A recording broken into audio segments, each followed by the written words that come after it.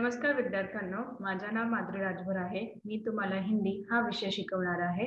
आज विद्यालय तुमच्या स्वागत करत आहे. आज जो आपल्या समोर व्याकरणचा धडा आहे त्याचं नाव काय आहे? विरामचिन्ह. काय आहे तिचं नाव? विरामचिन्ह.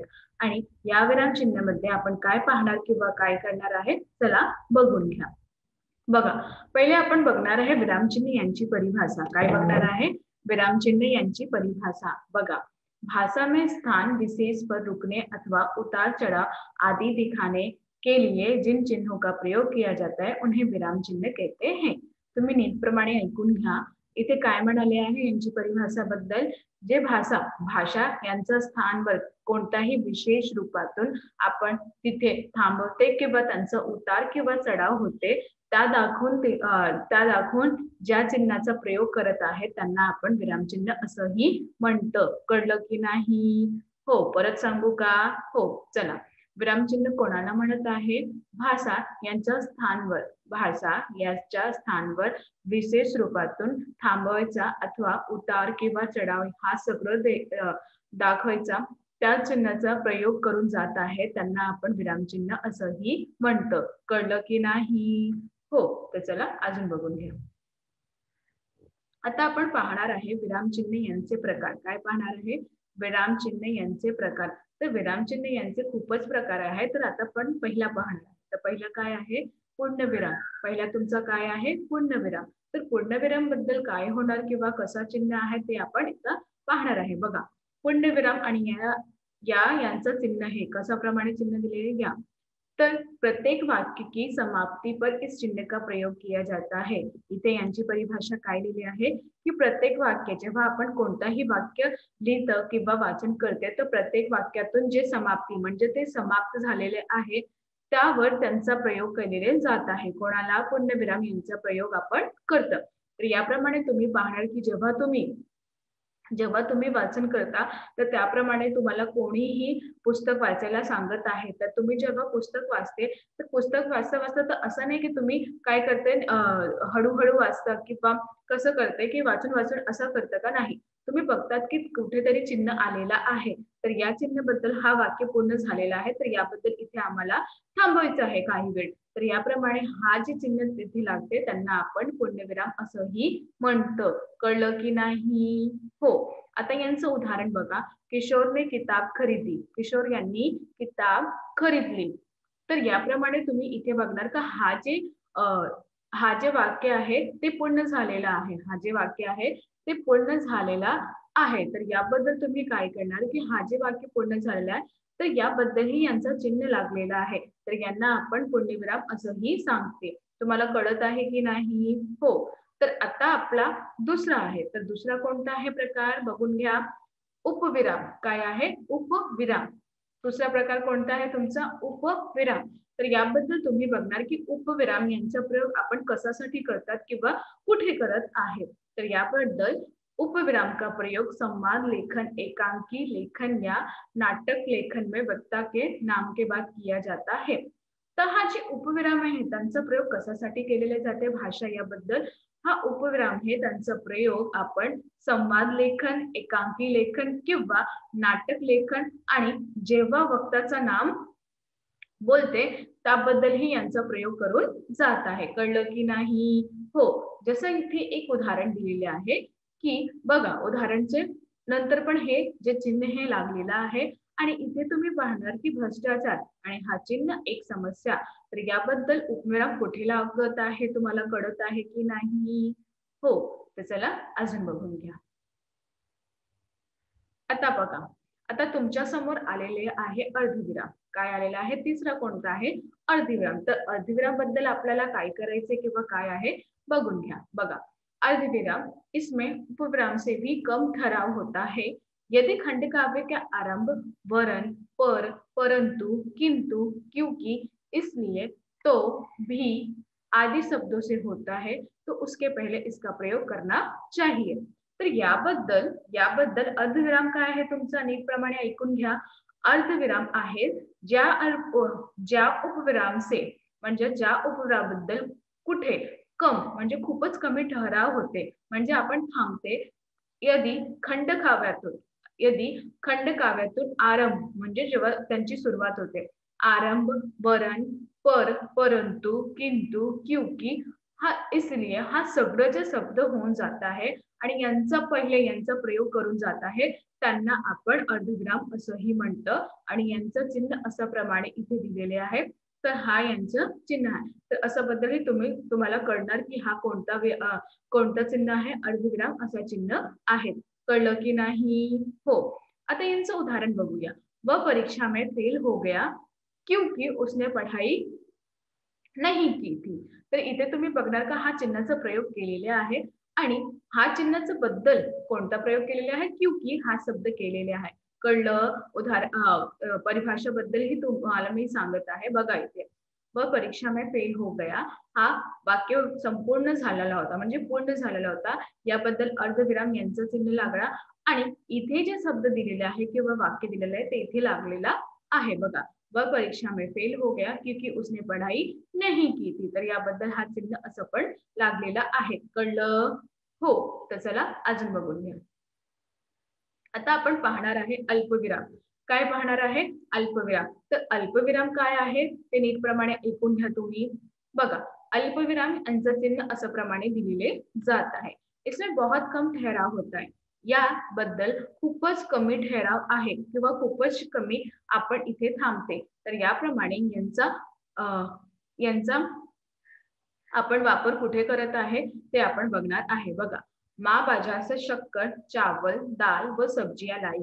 तर इथे तुम्ही बघणार की आई जे हे बाजारातून शक्कर किंवा चावल, दाल व सब्जी घेऊन आलेली आहे. तर याप्रमाणे तुम्ही बघणार की शक्कर म्हणजे साखर या दल इथे चिन्ह लावलेलं आहे. चावलचा इथे चिन्ह लागलेलं आहे. तर याप्रमाणे तुम्ही इथे बघणार आहे की जेव्हा एक नावे घेतलेले जाते दुसरं आपल्याला नाव घ्यायचं आहे तर याप्रमाणे यांचा अल्पविराम यांचं चिन्ह आपल्याला लावायचं आहे. कळलं? हो. तर आता आपण पाहणार आहे पाचवा.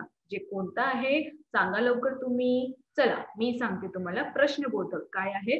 प्रश्नबोधक. तर हा चिन्ह असा आहे. बघा, वक्ता जब किसी से प्रश्न पूछते हैं तब लिखित भाषा में वाक्य में अंत में प्रश्नबोधक चिन्ह का प्रयोग करते हैं.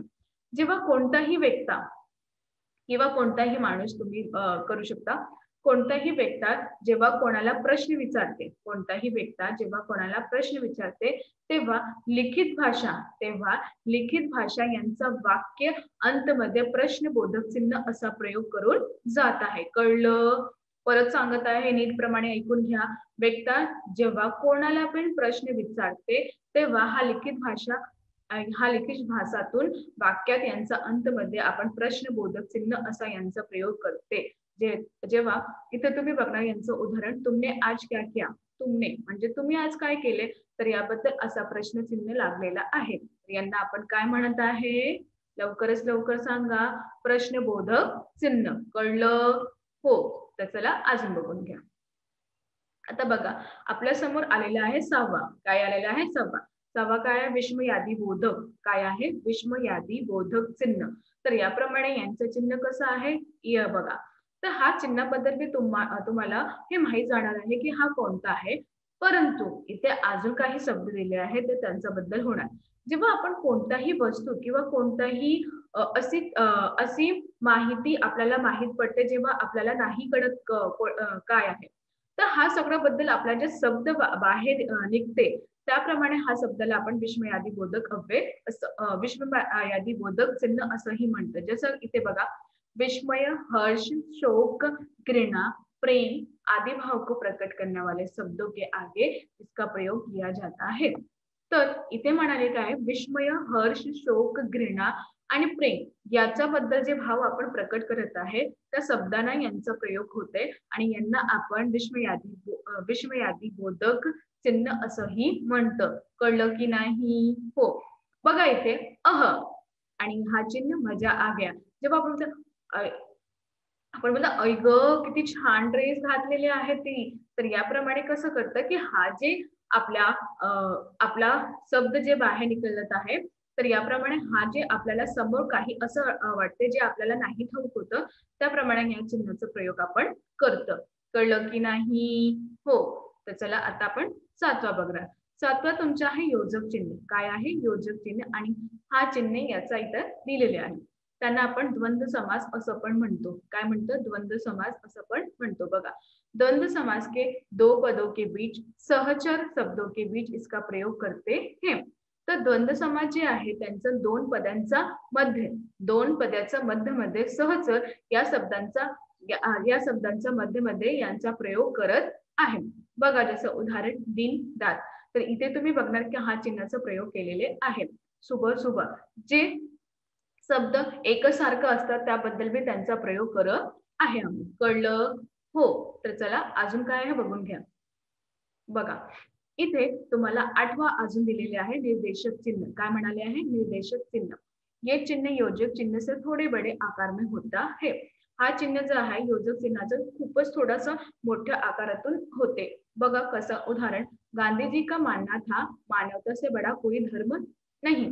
गांधीजी यांचा मानणं होता की मानवता याबद्दल कोणताही मोठा धर्म नाही. तर याप्रमाणे हा जे चिन्हाचा प्रयोग केलेले आहे त्यांना आपण निर्देशक चिन्ह असंही म्हणतो. कळलं? हो. आता आपण पाहणार आहे 9वा. तर 9वा काय आहे? उद्धरण चिन्ह. काय आहे? उद्धरण चिन्ह. तर याबद्दल हा 2 चिन्ह इथे लागणार आहे. पहिला 1-1 आहे आणि दुसरा 2-2 आहे. तर याबद्दल यांचं काय आहे चला बघून घ्या. जब वक्ता किसी अन्य व्यक्ति के कथन को अद्वित करता है, जेव्हा वक्ता कोणताही अन्य व्यक्तीचं कथनला अद्वित करत आहे, तो अद्वित कथन को लिखित भाषा में उद्धरण चिन्हों के अंतर्गत दिखाया जाता है. ते जे अद्वित कथन आहे त्याच्यात लिखित भाषेबद्दल आपल्याला उद्धरण चिन्ह यांचं अंतर्गत आपल्याला बघून देतात. यांचे 2 प्रकार आहे, एकहरा उद्धरण चिन्ह आणि दोहरा उद्धरण चिन्ह. आणि यांचा 2 प्रकार दिलेले आहे, एकहरा उद्धरण चिन्ह आणि दोहरा उद्धरण चिन्ह. जेव्हा एकहरा म्हणतात जेव्हा एकच आहे आणि जेव्हा दोहरा म्हणजे म्हणतात 2 आहे. तर याप्रमाणे यांचं उदाहरण बघा. पहिला, अंकिता बेटा तुम्हारी भाषण प्रतियोगिता कब है. परत सांगत आहे मी, अंकित बेटा तुम्हारी भाषा प्रतियोगिता कब है. तर याप्रमाणे इथे तुम्ही बघणार की जे शब्द तसंही दिलेले आहे आणि त्याला आपल्याला खूपच चांगल्या प्रमाणे दाखवायचं आहे. तर याबद्दल यांचा 2 प्रयोग केलेले आहे. परंतु इथे तुम्ही बघणार की दुसरा बद्दल, तुलसीदासने रामचरित मानस लिखा. तर याबद्दल एकच दिलेलं आहे, कारण तिथे एकही शब्द आहे और एकही शब्दाला आपल्याला दाखवायचं आहे. परंतु इथे पूर्ण शब्दाला आपल्याला दाखवायचं आहे. तर त्याप्रमाणे त्यांना 2 चिन्ह लागणार आणि यांना 1 चिन्ह लागणार. कळलं की नाही? हो. तर चला अजून काय आहे बघून घ्या. बघा, दावा तुटीपूर्वक हस्तपंत चिन्ह आणि वाक्य. बघा यांचं चिन्ह असं आहे.